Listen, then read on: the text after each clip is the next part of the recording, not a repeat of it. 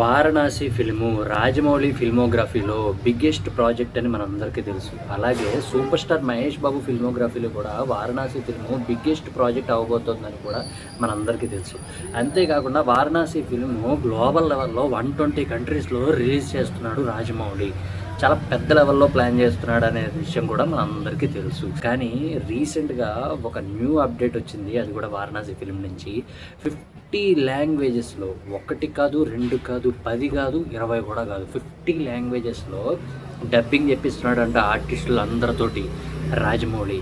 ఎందుకంటే Varanasi film pan India film కాదు, pan world film.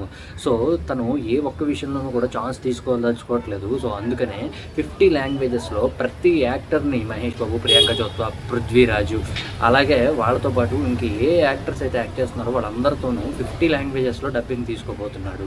ఏ technology వాడి డబ్బింగ్ చెప్పేయచ్చు 50 లాంగ్వేజెస్లో. కానీ రాజమౌళి ఆ స్టెప్ తీసుకోదలుచుకోవట్లేదు.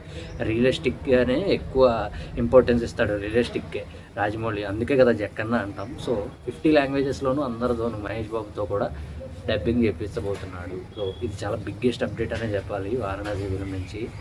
సూపర్ ఎక్సైటెడ్ అవ్వ. వారణాసి ఫిల్మ్ నుంచి ఇంకా చాలా అప్డేట్స్ వస్తాయి ఫ్యూచర్ డేస్లో.